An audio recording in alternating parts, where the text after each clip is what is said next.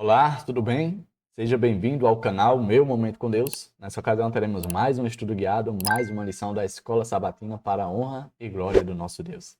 Se você chegou até esse canal, quem sabe buscando uma palavra de reflexão, uma palavra bíblica, um texto reconfortante ou algo do tipo, você chegou ao canal certo. Porque esse canal ele é voltado, ele é dedicado para termos o nosso momento com Deus no estudo e no entendimento da sua palavra. Então, antes de nós fazermos a nossa oração, eu gostaria de te pedir para que você se inscrevesse no canal, já deixasse o gostei para evitar de você esquecer no final, né? Afinal de contas, se você gosta de estudar a Bíblia, então já deixa o gostei, para que assim o canal passe a ser relevante para mais e mais pessoas, tá bom? Vamos orar então? Senhor Deus, estás nos céus, muito obrigado, Pai, por mais uma oportunidade de poder, mais uma vez, estudar a Tua palavra.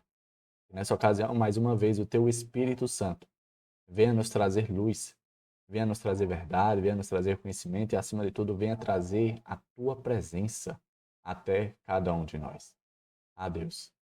Que esse mesmo Espírito seja o nosso professor e que, por meio dele, nós venhamos a entender a Tua palavra. Perdoa, Pai. Perdoa a nossa iniquidade, o nosso pecado, a nossa maneira rebelde de agir. Nós queremos estar na tua presença, nós queremos o céu contigo, nós queremos a eternidade junto a ti. E por isso clamamos. Derrama sobre nós a graça de Cristo, os méritos de Cristo, para que a justiça dele nos cubra e dessa forma sejamos aceitos por ti. Nós pedimos todas essas coisas porque cremos pela fé, no nome santo e poderoso do teu Filho amado, Jesus Cristo. Amém. Como vocês podem ver, a minha voz ainda não está legal. Mas, mesmo assim, para a honra e glória de Deus, nós teremos o nosso estudo. Então, eu peço um pouquinho da sua paciência. Tenho certeza que logo, logo vou ficar 100%, independente da circunstância. Eu espero que a palavra de Deus, o Espírito Santo, possa falar ao meu e ao seu coração por meio do estudo de hoje. O tema de hoje, de quarta-feira, é Jetro. Quem era Jetro? Vamos descobrir, vamos conhecer sobre essa pessoa, que com certeza teve todo um significado, toda, podemos dizer assim, uma atuação, né, ali dentro da jornada que o povo de Deus, os hebreus, estavam trilhando pelo deserto, indo em direção à terra prometida. Eu separei aqui alguns pontos, tem um contexto que eu vou citar para vocês. O primeiro ponto diz assim, ó: Moisés foi visitado por Jetro, seu sogro, que também é chamado de Reuel. Interessante, né? Podemos dizer assim, esse momento em que Moisés esteve ali com o seu sogro, que fez total diferença na jornada, na condução e na vida das pessoas que estavam ali peregrinando, indo em direção à terra prometida. O Jetro, como é mencionado aqui, ele era o sogro de Moisés, ele era o pai da Zípora, que era a esposa de Moisés. Em algum momento ali da missão de Moisés, Moisés mandou Zípora e seus dois filhos de volta para a casa do seu sogro. Afinal de contas, o Egito não era um lugar seguro, né? Não era um lugar, podemos dizer assim, tranquilo, principalmente para as cenas que aconteceram ali com o derramamento das 10 pragas. E aí, quem sabe Moisés, procurando preservar a integridade de sua família, né, para que nenhum mal acontecesse a ele, pois nós sabemos que uma das maneiras que o inimigo usa para atingir a mim e a você é atingindo as pessoas que amamos. É dessa forma que ele atinge a Deus. É quando ele atinge a mim e a você. E dessa forma ele está atingindo diretamente a pessoa de Deus que tanto nos ama e nos quer bem. Então Moisés tomou essa atitude e enviou a sua família para a casa do seu sogro. E aí, de acordo com o contexto de Êxodo 18, é apresentado que Jetro tomou conhecimento de tudo o que aconteceu com o Egito, com o faraó e com os egípcios. E isso é bastante interessante, porque traz à tona que os feitos extraordinários de Deus não ficaram restritos ao Egito. Todas as nações circunvizinhas tomaram conhecimento de quem era o Deus de Israel, o Deus dos hebreus. e qual era o seu poder, a sua atuação, a sua presença. Isso é tão interessante porque nós temos esse relato de hoje, de Êxodo 18, né, que traz à tona essa verdade, como também temos um relato lá de Jericó, quando a prostituta Raabe fala ali para os espias, dizendo: olha, nós conhecemos, nós ficamos sabendo do que aconteceu com o Egito, do que ele fez com o Egito, Deus de vocês. E está todo mundo aqui atemorizado, está todo mundo aqui tremendo na base, por conta do que o Deus de vocês, o poderoso Deus de vocês, é capaz de fazer em prol de vocês. E isso é uma evidência do que Deus desejava, por meio do seu povo, trazer à tona, que era a questão do testemunho, para que por meio desse testemunho, as nações da terra fossem impactadas. Dentro do contexto do capítulo 18 de Êxodo, é trazido à tona alguns pontos muito importantes. Por exemplo, Jetro ele vai até Moisés, ele tem um encontro ali com Moisés, ele toma conhecimento, né, de forma detalhada pelo próprio Moisés do que tudo que Deus fez em prol do seu povo e até mesmo das coisas que Deus providenciou ali no deserto, que nós já tomamos conhecimento nos estudos anteriores. Depois que Jetro toma esse conhecimento, Jetro ele cai em si, né? Porque uma coisa é você ouvir falar, né, de tipo, ah, rapaz, Deus é bom, Deus é bom. Outra coisa é você ver evidências de que Deus é bom. É tanto que Jetro ele expressa dizendo o seguinte: agora eu sei que o nosso Deus é um Deus superior aos demais deuses. Veja que, embora Jetro fosse sacerdote de Deus, Jetro ainda não tinha vivido uma experiência extraordinária com Deus, como Moisés e o povo de Deus tinham experienciados ali no Egito e durante a jornada no deserto. E aí, ao Jetro se aproximar, ver ali as evidências, né, ver ali, quem sabe, o maná caindo no dia seguinte, Jetro deve ter ficado maravilhado com a atuação de Deus em prol do seu povo. Um outro ponto interessante, Jetro oferece sacrifícios a Deus, glorificando ao Deus dos céus. Isso demonstrava o reconhecimento de Jetro como Deus. Um outro ponto interessante que foi apresentado foi a questão de Jetro estar ali acompanhando o dia a dia de Moisés. O texto fala que Moisés ele tinha uma jornada bastante exaustiva, né, atendendo a todas as petições, a todas as demandas que o povo trazia até ele. E aí Jetro ficou observando, né, atentamente até chegar o final da jornada de trabalho de Moisés. E aí, quando surgiu o momento oportuno, Jetro lhe ofereceu um conselho. Conselho esse que fez total diferença na vida do povo, né? Conselho esse que mudou a forma como as pessoas lidavam com as lideranças e a forma como o povo iria proceder daquele momento em diante. Ou seja, a gente percebe que a atuação de Jetro fez total diferença na jornada e na condução do povo de Deus. Deus utilizou um homem para que houvesse uma transformação. E daquele dia em diante, as coisas nunca mais seriam como eram. Então, com base nesse contexto, que de propósito eu evitei ler para vocês, por conta da minha garganta, que é um contexto um pouquinho extenso, né? Mas que eu narrei aqui de forma detalhada para vocês o que foi que aconteceu no capítulo 18, a gente agora vai refletir em uns pontos que eu separei aqui no estudo, que estão intimamente ligados com esse contexto do capítulo 18 de Êxodo. O primeiro ponto diz assim, ó: Jetro veio porque ouvira sobre a libertação surpreendente que Deus havia realizado por Israel. Veja que Jetro estava na sua casa, em Midian, ali, vivendo na sua vida normal. Só que aí um belo dia ele tomou conhecimento das coisas que aconteceram no Egito, do poder de Deus demonstrado no Egito. E aí o que foi que Jetro fez? Ele poderia ter permanecido na sua casa, ou ele poderia, quem sabe por meio da curiosidade, ir até Moisés para consultar, para verificar, para atestar. Sabe o que essa atitude de Jetro me lembra? Ali no Novo Testamento, é trazido à tona ali, entre as epístolas de Paulo, um povo chamado o povo de Bereia, ou os bereanos. Os bereanos, eles eram famosos por não apenas darem ouvidos às palavras pregadas, mas principalmente por atestar e verificar a autenticidade das palavras pregadas. O que Jetro fez foi exatamente isso. Jetro ouviu falar e Jetro foi atestar. Jetro foi confirmar se de fato tinha sido tudo isso mesmo. E isso é importante para mim, para você como lição, porque na nossa realidade, no nosso contexto, muitas pessoas têm falado muitas coisas. E quem sabe, com muita facilidade, eu e você estamos dando ouvidos.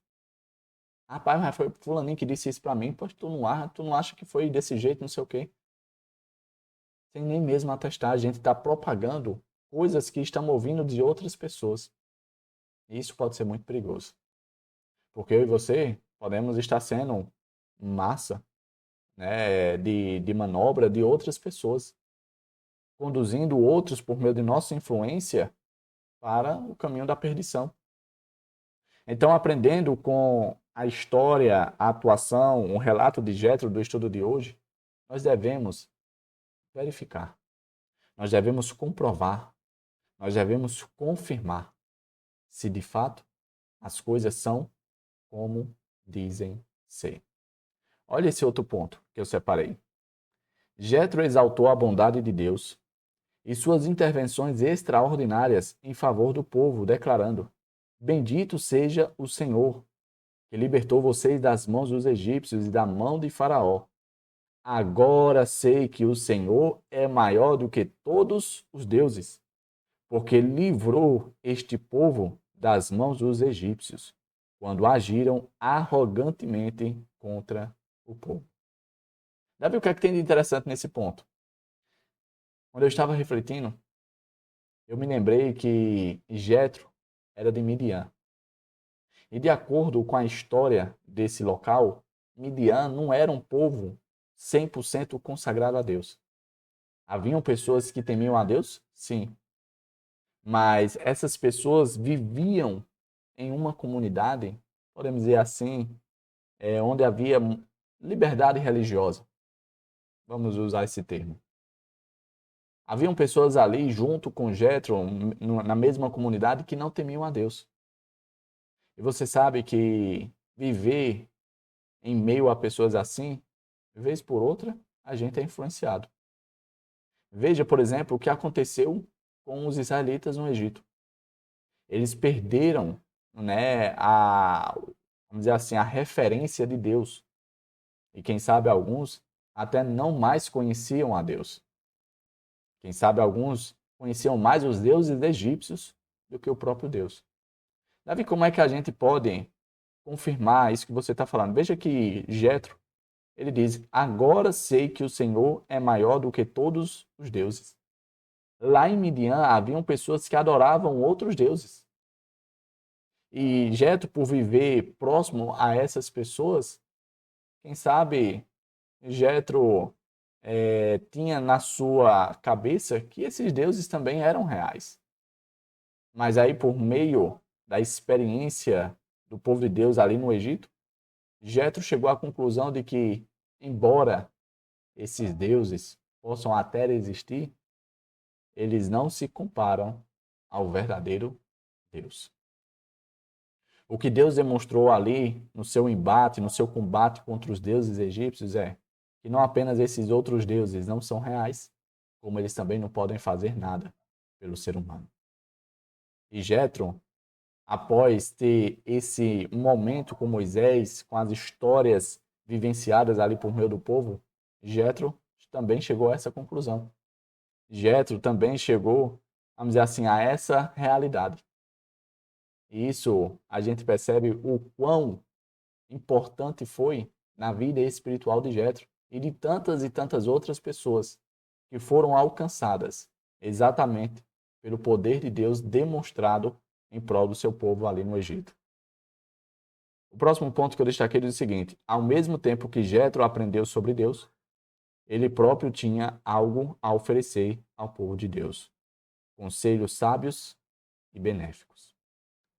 Eu gosto muito, de forma particular, de dar ouvido às pessoas mais velhas. Embora o contexto aqui a gente viva, a gente vê com tanta facilidade que as pessoas mais novas, mais jovens, desprezam os conselhos dos mais velhos. Exatamente por conta da época, do momento em que vivemos, em que a tecnologia está deslanchando cada vez mais, está progredindo numa velocidade tão grande, e que, quem sabe, as pessoas mais velhas, mais experientes, não consigam acompanhar na mesma velocidade que um jovem.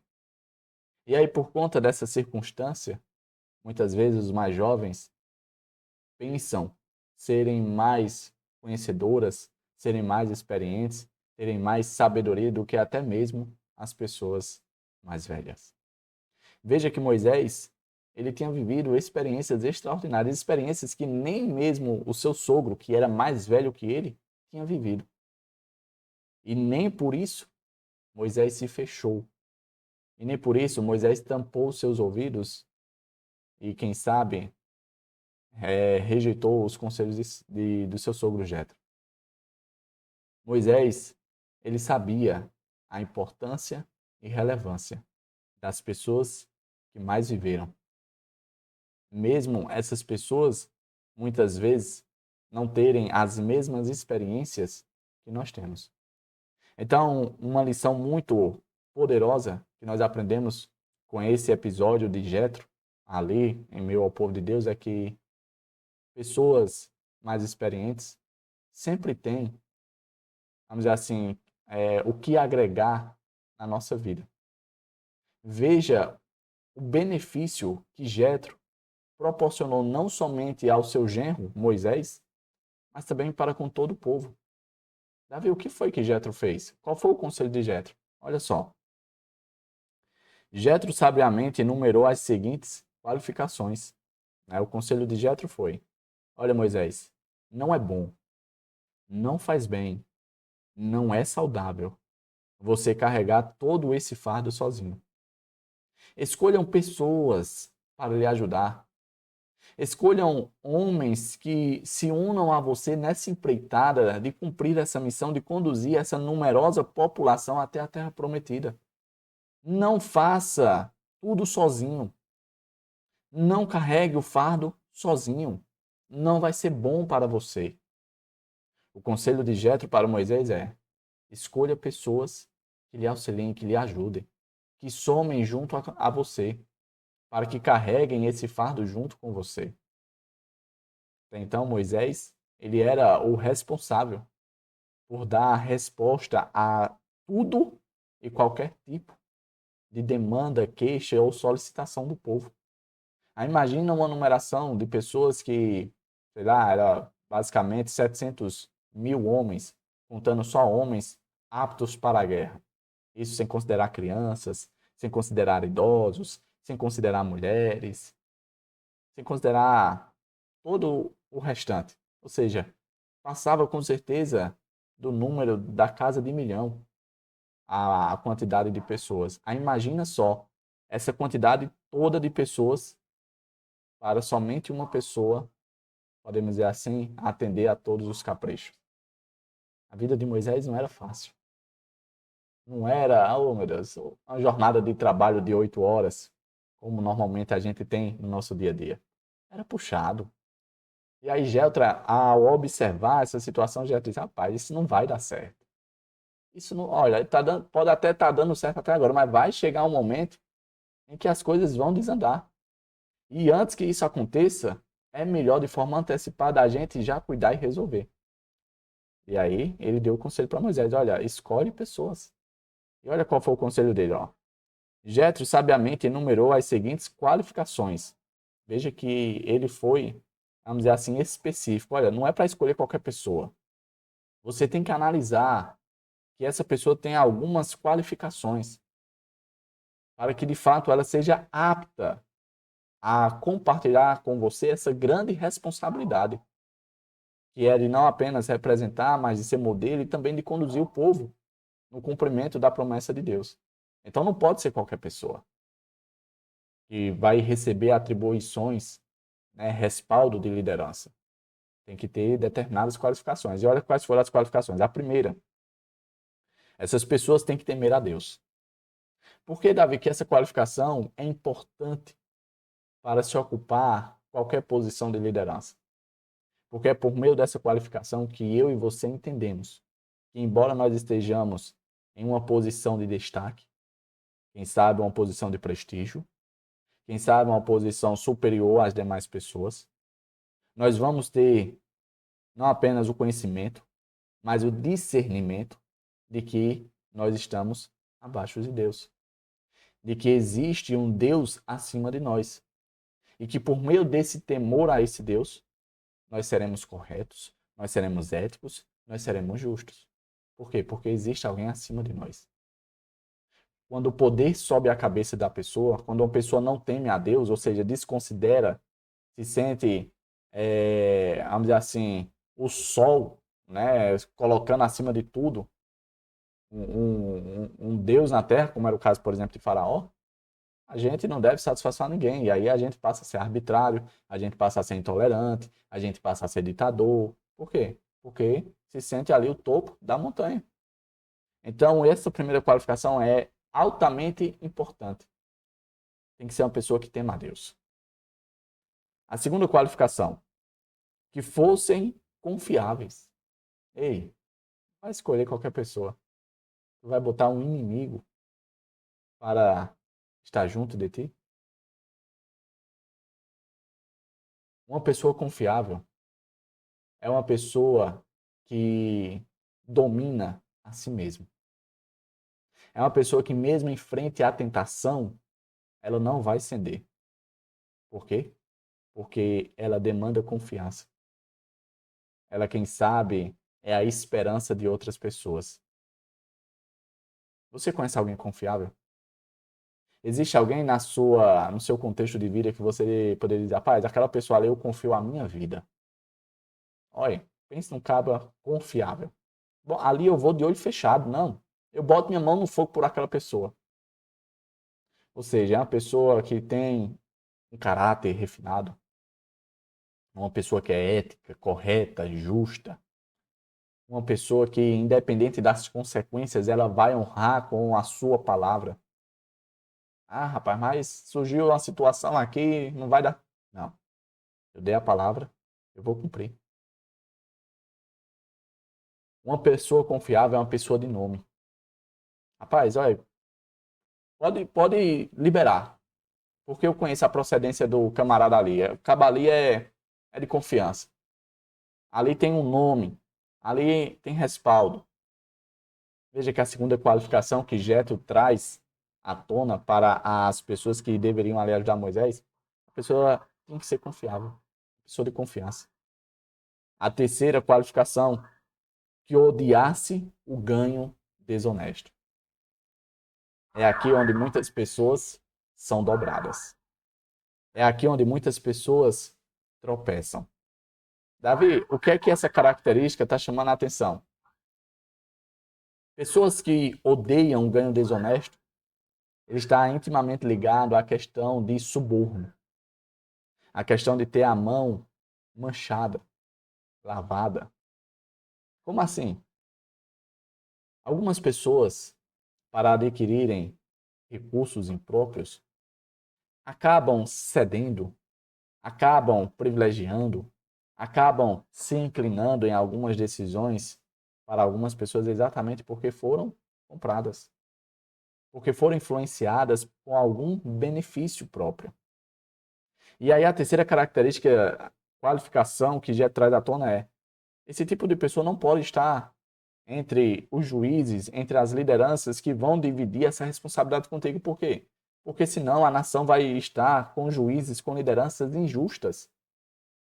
E que uma pessoa de poder aquisitivo mais alto vai poder influenciar nas decisões, né, nos resultados, no senso de justiça do próprio povo. Então não vai dar certo também. Tem que ser uma pessoa que odeie qualquer tipo de ganho desonesto, qualquer tipo de suborno. Veja que se nós formos temente a Deus, se nós formos confiáveis e se nós odiarmos essa maneira de viver e agir, eu e você podemos assumir responsabilidades dentro da causa e do povo de Deus. E é exatamente isso que a lição de hoje quer convidar você e eu. Será que eu e você temos essas qualificações para assumirmos a dianteira da missão, da jornada, da peregrinação que estamos nesse mundo?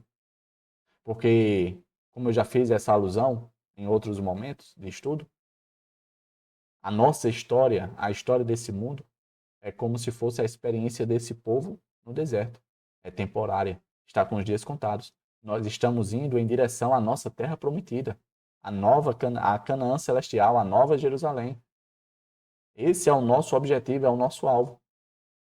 E até que a gente chegue lá, alguns de nós teremos que assumir responsabilidades com relação à causa de Deus, assim como Moisés convidou, chamou e elegeu pessoas para se envolver de forma primária, né, de forma íntima, com a causa de Deus.